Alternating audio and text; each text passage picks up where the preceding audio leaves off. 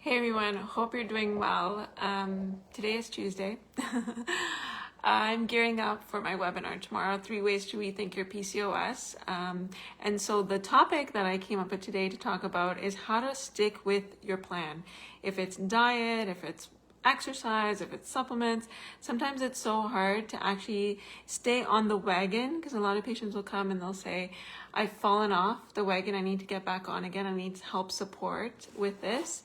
And one of the biggest things when it comes to really staying on that wagon and sticking to the plan is being okay when you come off of it and knowing that you know what to do in terms of how to get back on.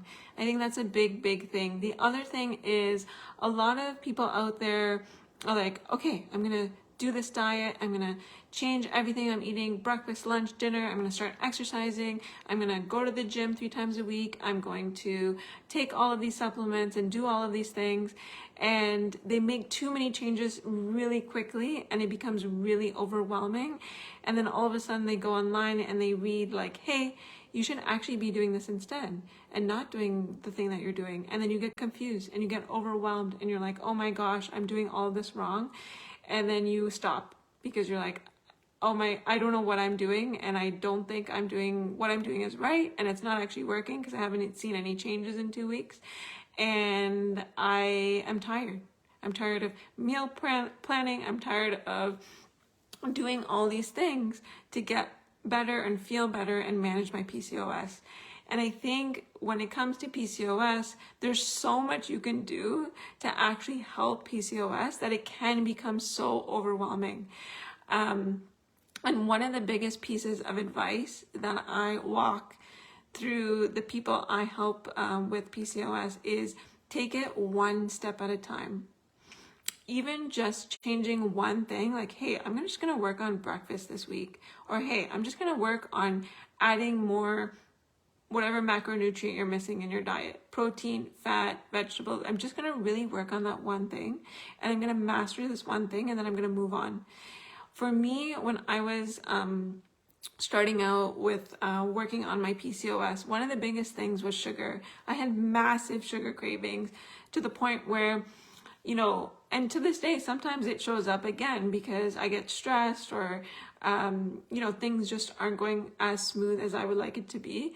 Recently, I'll be very honest with you, I bought these chocolate covered blueberries from Costco, which was a really good and bad decision. They were on sale. Of course they were.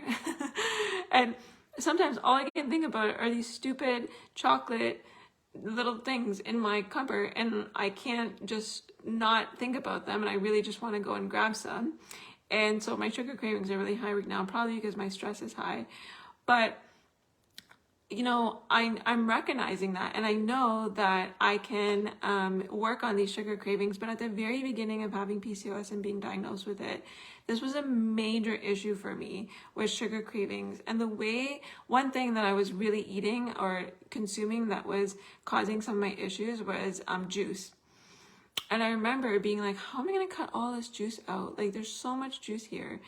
I was drinking like orange juice, peach juice, Fruitopia. I remember I was drinking a lot of ginger ale, Nest tea, all of these drinks. And so I started slowly to like bring it down. What I did was, instead of drinking a full glass of it, I would do like half water, half the juice. Then I would once I got comfortable with that, I would bring it down to maybe like 1/4 cup juice, mostly water, and I slowly started bringing it down. It wasn't an overnight change, and then all of a sudden I wasn't drinking juice anymore.